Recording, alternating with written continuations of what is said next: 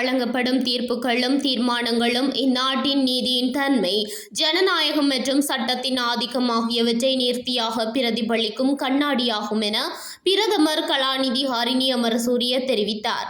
சீன அரசாங்கத்தின் நிதியுதவியுடன் நவீனமயமாக்கப்பட்ட உயர் நீதிமன்ற கட்டட தொகுதியை நீதித்துறை நடவடிக்கைகளுக்காக மீண்டும் கையளிக்கும் நிகழ்வில் கலந்து கொண்டு உரையாற்றும் போதே பிரதமர் மேற்கண்டவாறு குறிப்பிட்டார். சீன மக்கள் குடியரசின் வர்த்தக அமைச்சு, இந்நாட்டின் நீதி அமைச்சு மற்றும் சீன சர்வதேச ஒத்துழைப்பு முகவர் நிறுவனம் ஆகியவற்றிற்கு இடையே எட்டப்பட்ட உடன்படிக்கையின் அடிப்படையில் இப்புனரமைப்பு பணிகள் முன்னெடுக்கப்பட்டன. மேல் நீதிமன்றத்தின் மூல தோற்றம் மற்றும் கட்டமைப்பை மாற்றாது நவீன தொழில்நுட்பத்துடன் 9, 7, 5 மற்றும் 3 நீதியரசர்களை கொண்ட அமர்வுகளுக்கான 7 புதிய உயர் நீதிமன்ற நீதியறைகள் அமைக்கப்பட்டுள்ளன.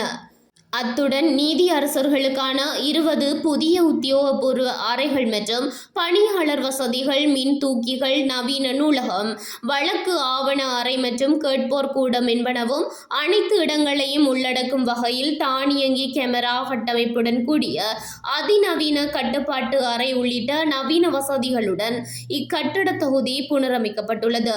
மேலும் கருத்து தெரிவித்த பிரதமர் 1988 ஆண்டு சீன அரசாங்கத்தின் ஒத்துழைப்புடன் நிர்மாணிக்கப்பட்ட இக்கட்டட தொகுதி 3 தசாப்தங்களின் பின்னர் காலத்தின் தேவைக்கேற்ப இவ்வாறு நவீனமயமாக்கப்படுவது மிக முக்கியமானதொரு நடவடிக்கையாகும்.